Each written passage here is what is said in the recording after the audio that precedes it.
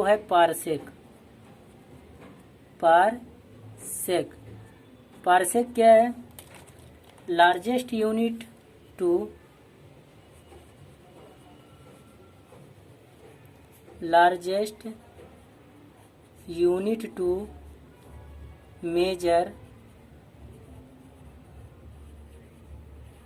measure the distance।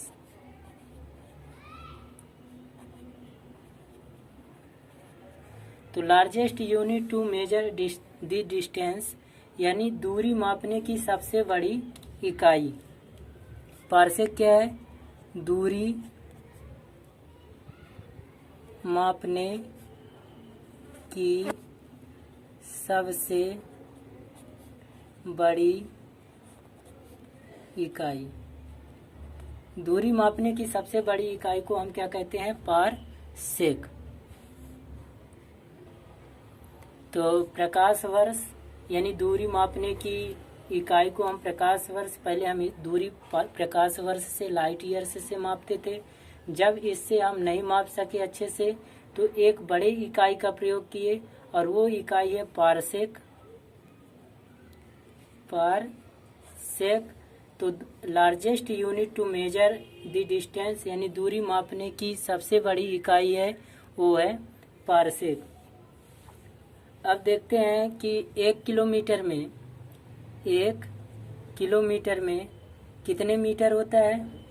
1000 metre. 1 metre में कितना होता है? 100 सेंटीमीटर। यानी 1 मीटर किसके बराबर होता है? 100 सेंटीमीटर के बराबर। तो 1 सेंटीमीटर बराबर कितना होता है? 10 मिलीमीटर।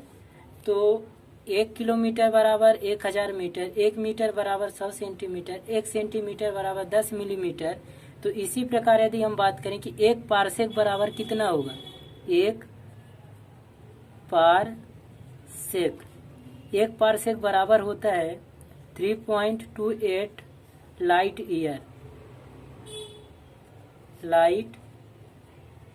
ईयर। यानी 1 पारसेक बराबर होता है 3.28 प्रकाश वर्ष। तो हम ब्रह्मांड के बारे में थोड़ा बहुत पढ़ लिए। अब ब्रह्मांड का कोई और छोर नहीं है, ब्रह्मांड अनंत है, इसलिए ब्रह्मांड से प्रश्न बहुत कम आता है सौर मंडल से।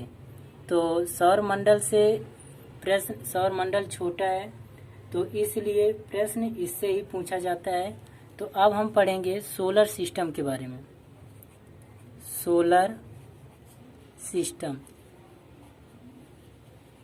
यानी सौर मंडल। तो सौर मंडल में क्या है? सन है। सौर मंडल में क्या है? सन है। सौर मंडल में सन है और सन के कितने लेयर होते हैं? 3 लेयर होते हैं। सन के 3 लेयर यानी परतें होती है। सन के 3 लेयर होती है। तो हम इसको चित्र के माध्यम से आपको समझा दें। ये सन है,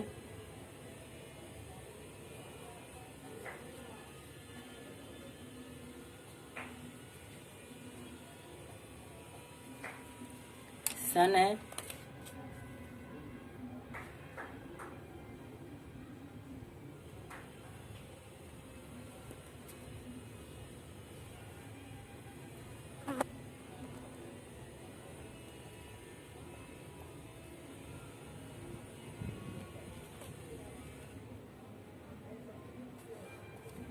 तो सन के 3 लेयर होती है। तो पहला लेयर है फोटोस्फीयर। जो ये सबसे पहली परत है सन का, वो है फोटोस्फीयर। फोटोस्फीयर यानी प्रकाश मंडल। प्रकाश मंडल। तो पहली परत कौन सी है? फोटोस्फीयर यानी प्रकाश मंडल। दूसरी परत कौन सी है? दूसरी परत है क्रोमोस्फीयर। क्रोमो फोटोस्फीयर यानी वर्णमंडल। वर्णमंडल। तीसरी परत है कोरोना। तीसरी परत कौन सी है? कोरोना। कोरोना को ही हिंदी में कहते हैं किरीट।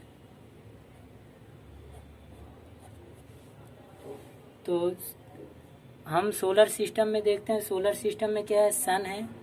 सन के 3 लेयर होती है। पहला है फोटोस्फीयर्स, दूसरा है क्रोमोस्फीयर्स, तीसरा है कोरोना। कोरोना को ही हिंदी में कहते हैं किरीट। अब हम देखते हैं फोटोस्फीयर्स के बारे में कि फोटोस्फीयर क्या है। यह सूर्य की सर्वाधिक चमकीली परत है। ये जो परत है, फर्स्ट परत, ये सूर्य की सर्वाधिक चमकीली परत है। और जब सूर्य ग्रहण होता है तो सबसे चमकीली परत दिखाई नहीं देती, बल्कि कम चमकने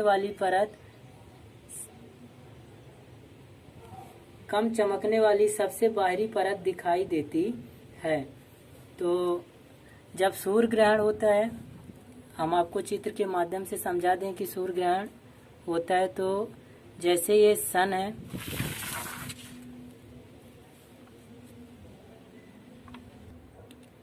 तो फोटोस्फीयर यानी हम फोटोस्फीयर पहली परत के बारे में बात करें तो यह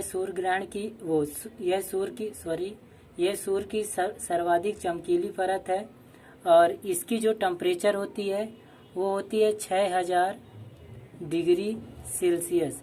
इसकी जो टेम्परेचर है 6000 डिग्री सेल्सियस है।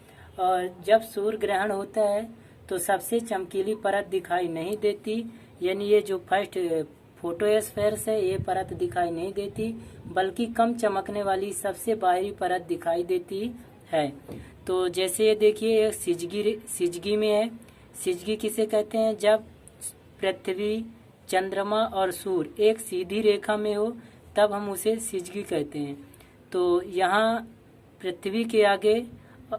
पृथ्वी और सूर्य के बीच में चंद्रमा आ गया, तो चंद्रमा की छाया पृथ्वी पर पड़ेगी, तो इसे हम कहते हैं सूर्य ग्रहण। जब सूर्य ग्रहण होगी तो सूर्य की जो प्रकाश है वो पृथ्वी पर नहीं पहुंच पाती है। और इस समय फोटोस्फीयर यानी प्रकाश मंडल दिखाई नहीं देता, बल्कि सबसे कम चमकने वाली सबसे बाहरी परत दिखाई देती है। और उस समय कोरोना यानी किरीट कोरोना हमें दिखाई देता है। जब भी सूर्य ग्रहण होता है तो हमें सूर्य की कौन सी परतें दिखाई देती है? वो कोरोना दिखाई देती है। अब हम कोरोना की बात करें कि कोरोना तीसरी परत की बात, फर्स्ट परत के बारे में बात कर लिए कि फोटोस्फीयर क्या है? सबसे सर्वाधिक चमकीली परत है। इसकी टेम्परेचर 6000 डिग्री सेल्सियस है। जब सूर्य ग्रहण होता है तो सबसे चमकीली परत दिखाई नहीं देती, बल्कि कम चमकने वाली परत या सबसे बाहरी परत दिखाई देती है। कोरोना की हम बात करें तो यह परत केवल सूर्य ग्रहण के समय दिखाई देता है। ये जो तीसरी परत है सूर्य की, यह परत केवल सूर्य ग्रहण के समय में दिखाई देते हैं। It can be seen time of solar Eclipse only, यानी यह परत केवल सूर्य ग्रहण के समय में दिखाई देती है। इस समय काले चश्मे पहनकर ही देखना चाहिए। जब भी सूर्य ग्रहण होता है तो सूर्य को काले चश्मे पहनकर ही देखना चाहिए, क्योंकि परावैंगनी किरणें अल्ट्रावायलेट रे निकलती है। जब सूर्य ग्रहण होता है तो सूर्य से कौन सी किरणें निकलती है? अल्ट्रावायलेट रे यानी परावैंगनी किरणें निकलती है। और परावैंगनी किरणें जो है आंख में जो रेटिना है उसको खत्म कर देती है। इसलिए सूर्य ग्रहण के समय में हमें काले चश्मे पहनकर उसको देखना चाहिए। सयान लोग कहते थे पहले कि सूर्य ग्रहण यदि देख दो तो वो उसके आंख की रोशनी चली जाती है, वो बाद में नहीं देख पाता। तो कारण यही है कि सूर्य से बहुत सारे परावैंगनी किरणें आती है, और सूर्य ग्रहण के समय में यदि वो देख लें तो परावैंगनी किरणें जो है आंख के रेटिना को खत्म कर देगी, आंख की ज्योति चली जाती है। अब क्रोमोस्फीयर्स के बारे में बात करें तो chromospheres it makes the colour in solar light, यानी यह परत सूर्य प्रकाश में रंगों का निर्माण करती है। क्रोमोस्फेयर्स का काम है कि यह परत यानी it makes the colours in solar light, यानी यह परत सूर्य प्रकाश में रंगों का निर्माण करती है। जैसे सूर्य का प्रकाश कभी हमें नीला, लाल, हरा ऐसे दिखाई देता है, तो क्रोमोस्फेयर्स के कारण ही उसमें रंग का निर्माण होता है। तो ये तीनों परत के बारे में हम पढ़ लिए कि फोटोस्फेयर्स क्या है, क्रोमोस्फेयर क्या है और कोरोना क्या है। तो क्रोमोस्फेयर्स कब दिखाई देता है? क्रोमोस्फेयर्स कब दिखाई देता है? तो बारिश के बाद जब इंद्रधनुष यानी रेनबो बनता है, तो बारिश की बूंदें हवा में तैरती है। बारिश की बूंदें हवा में तैरती है, बूंदों में प्रकाश मिलता है, तब रंग खिलता है। रंग कैसे?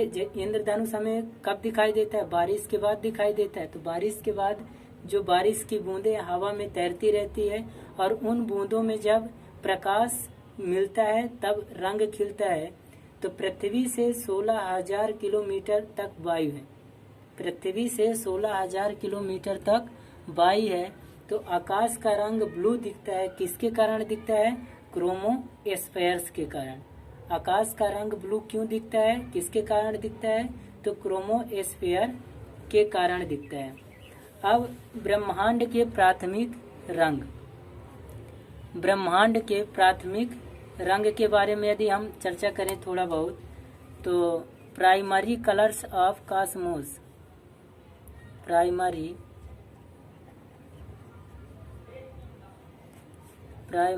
कलर ऑफ कॉस्मोस, यानी ब्रह्मांड के प्राथमिक रंग कौन कौन से हैं? ब्रह्मांड के प्राथमिक रंग हैं, पहला है रेड, दूसरा है ब्लू, तीसरा है ग्रीन।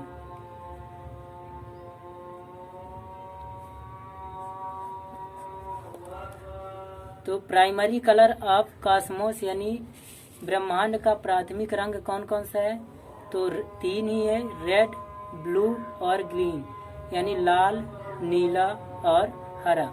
यदि इन तीनों रंगों को एक निश्चित अनुपात में ले करके और मिला दिया जाए, यदि 2:1, 2:1, 2:1, तीनों को एक निश्चित अनुपात में लेकर मिला दिया जाए।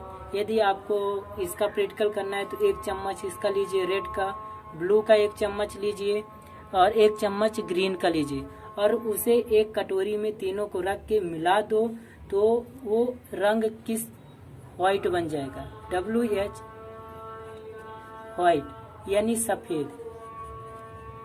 सफेद रंग का निर्माण किससे होता है? तो रेड, ब्लू, ग्रीन इन तीनों का एक निश्चित अनुपात में मिश्रण करने पर हमें व्हाइट यानी सफेद रंग प्राप्त होता है। यदि इन तीनों रंगों को अलग अलग अनुपात में मिलाया जाए तो सभी रंग प्राप्त होते हैं और उन रंगों को द्वितीयक रंग कहते हैं। इन तीनों रंगों को यदि अलग अलग अनुपात में मिला दिया जाए तो सभी रंग प्राप्त होते हैं, उन्हें द्वितीयक रंग कहते हैं। तो ये आपको ब्रह्मांड के प्राथमिक रंग समझ में आ गया होगा कि 3 रंग है, रेड, ब्लू, ग्रीन, और इन तीनों को यदि एक निश्चित अनुपात में मिला दिया जाए बराबर अनुपात में तो वो रंग सफेद का निर्माण करती है। यदि इन तीनों को अलग अलग अनुपात में मिलाया जाए तो जितना भी दुनिया में रंग है वो सभी रंग इन तीनों रंगों से तैयार हो जाएगी। यदि ये वीडियो समझ में आया हो तो इसको लाइक, सब्सक्राइब, चैनल को लाइक, सब्सक्राइब और शेयर करो। इसका दूसरा पार्ट आपको आगे का मिलेगा, इक्लिप्स यानी ग्रहण कि लूनर इक्लिप्स और सोलर इक्लिप्स पोजीशन कब होता है। ये सूर्य ग्रहण, चंद्र ग्रहण के बारे में हम अगला टॉपिक पढ़ेंगे। तो इस वीडियो को अधिक से अधिक शेयर कीजिए और चैनल को सब्सक्राइब कीजिए। धन्यवाद।